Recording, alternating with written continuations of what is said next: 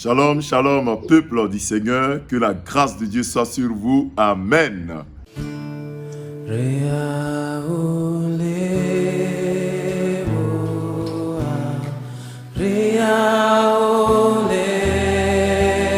En ce temps-là, Jésus se rendit sur la montagne pour prier, et il passa toute la nuit à prier Dieu.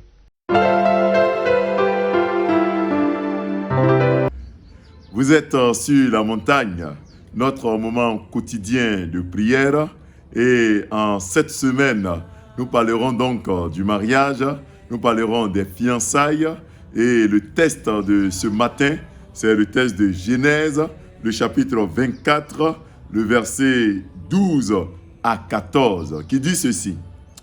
Et il dit, « Éternel, Dieu de mon père Abraham, fais-moi, je te prie, rencontrer aujourd'hui ce que je désire, et use de bonté envers mon Seigneur Abraham. Voici, je me tiens près de la source d'eau, et les filles des gens de la ville vont sortir pour puiser l'eau. Que la jeune fille à laquelle je dirai, prends ta cruche, je te prie pour que je boive, et qui répondra, bois, et je donnerai aussi à boire à tes chameaux, soit celle que tu as destinée à ton serviteur Isaac. Et par là, je connaîtrai que tu uses de bonté envers mon Seigneur. Amen. Bien-aimés frères et sœurs, le thème de ce matin, c'est comment choisir son conjoint. Comment choisir son conjoint. Et aujourd'hui, nous verrons un point essentiel dans le choix du conjoint. Frères et sœurs, dans notre marche avec Dieu, nous faisons des choix. Nous opérons des choix. Il y a des choix qui ne nous reviennent pas. Par exemple, le choix de nos parents, ça ne nous revient pas. Le choix de notre nationalité, de notre teint, de notre race, de notre ville, de notre pays, de notre genre ou de notre sexe, tout cela ne nous revient pas. Par contre, il y a des choix qui nous reviennent, notamment le choix du conjoint. Et c'est un choix capital, primordial dans notre marche, dans notre vie sur cette terre. Le choix du conjoint peut nous ouvrir les portes d'une destinée glorieuse. Et ça peut aussi nous fermer certaines portes. Le choix du conjoint peut être un canal de destruction de notre vie, un canal de malédiction dans notre vie. Lorsque le choix du conjoint n'est pas bon, bien aimé, c'est toute notre vie entière qui est détruite. Mais lorsque nous faisons un bon choix, bien évidemment, notre destinée est une destinée glorieuse. Alors, comment choisir un homme? Comment choisir une femme? La femme du temps de notre destinée. La femme que nous pouvons prendre pour notre mariage. L'homme que nous devons accepter. C'est vrai qu'il n'est pas rare de constater que certains disent que non, pour la femme c'est plus compliqué parce que c'est l'homme qui doit venir vers elle. Alors que pour l'homme c'est plus difficile, c'est plus facile. Frères et sœurs, ce n'est pas le cas. Le choix du conjoint est difficile pour les deux cas. Pour l'homme, parce qu'au milieu de 1001 femmes, il doit choisir une seule. Et pour la femme, c'est aussi difficile parce qu'au milieu de 10, 20, 100 propositions, elle ne doit qu'accepter une seule proposition. Alors, comment savoir que cet homme, c'est mon mari? Comment savoir que cette femme, c'est ma femme? Comment opérer le choix? Aujourd'hui, particulièrement, nous voyons un aspect très important dans le choix du conjoint qui est la prière. Et ici, nous voyons la prière du serviteur d'Abraham que le maître a envoyé pour aller choisir une femme pour son fils Isaac. Et dans le choix du conjoint, le serviteur prie le Seigneur. Il implore la grâce de Dieu. Il dit à Dieu, oh, voici les signes que je te demande. Fais réussir mon voyage. Que la jeune femme à qui je demanderai de l'eau et qui m'en donnera. Et en plus, en donnera à mes chameaux, soit celle que tu as choisie. Il avait des critères, certes, mais il s'est confié à son Dieu.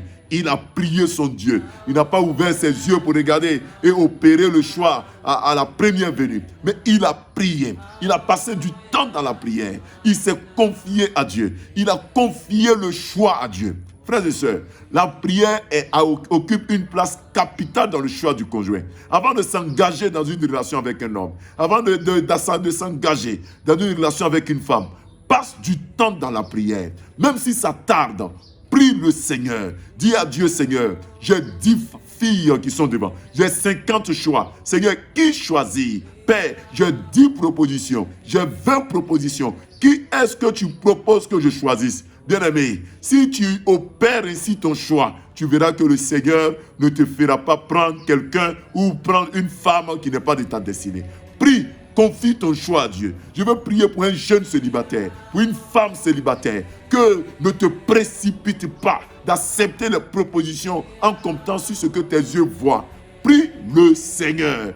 Mets-toi à genoux. Bien-aimé, même si tes yeux sont fermés, quand tu commences à prier, tes yeux seront plus ouverts dans le choix que tu feras. Même si tu ne vois rien, quand tu commences à prier, Dieu exerce ton choix, il t'aide à choisir. Bien-aimé, ma soeur, mon frère, je crois que Dieu ouvrira une porte pour toi, que Dieu ouvrira une porte pour toi pour ton mariage. Mais prie ton Dieu. N'écoute pas ce que les gens disent. Laisse les critères de côté. Prie, dis à Dieu, Seigneur, je veux choisir. Donne-moi de choisir entre 2, 3. Toi qui n'as même pas de proposition, dis à Dieu, Seigneur, fais venir l'homme dans ma vie. Fais venir l'homme dans ma vie, tu verras. Cela viendra au nom de Jésus-Christ. Amen. Frères et sœurs, nous avons été très heureux d'être avec vous. Inclinons-nous maintenant dans la prière.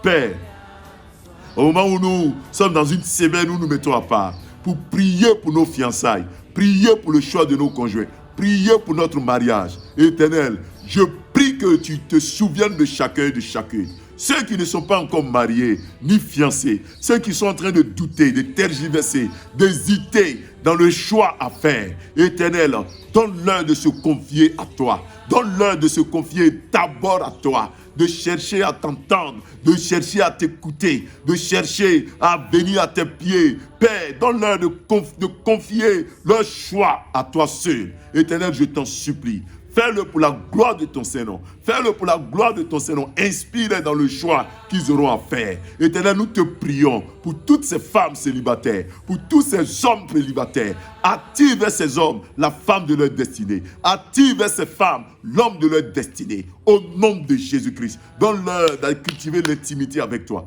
de cultiver la prière avec toi, de cultiver le temps d'intimité avec toi, de chercher devant toi, de te confier leur projet de mariage. Au nom de Jésus-Christ, nous t'en supplions, Seigneur. Soutiens-les et fais-le. Nous prions pour ceux qui sont déjà mariés, pour leurs époux, leurs épouses. Peut-être ils sont dans des questionnements, dans des doutes. Ils ne savent pas s'ils ont fait le bon choix. Malgré 10 années de mariage, ils hésitent encore, ils doutent encore. Seigneur, aide-les à tenir. Envoie sur eux ton Esprit Saint. Donne-leur de se confier à toi dans leur couple. Au nom puissant de Jésus. Donne-leur de mettre leur confiance en toi. Au nom puissant de Jésus-Christ. Envoie ta paix dans ces couples. Au nom de Jésus. Amen. Père, nous te confions notre semaine. Oh, ce début du mois. Aujourd'hui, nous sommes au lundi 2 mai. Éternel, bénis notre mois de mai. Permets que ce soit un mois de paix, un mois de bonheur, un mois de grâce. Au nom puissant de Jésus-Christ. Et tends ta main, Seigneur, et bénis notre mois. Bénis notre mois. Au nom de Jésus, nous prions afin que ce mois soit un mois particulier, un mois d'action de grâce, un mois de paix pour chacun. Que la mort s'éloigne, la maladie s'éloigne. Hier, c'était la fête du travail. Ouvre les portes du travail à ceux qui en cherchent et bénis chacun au nom de Jésus-Christ. Amen. Frères et sœurs, nous avons été très heureux d'être avec vous. Nous nous retrouverons dès demain mardi à partir de 5h30. Shalom.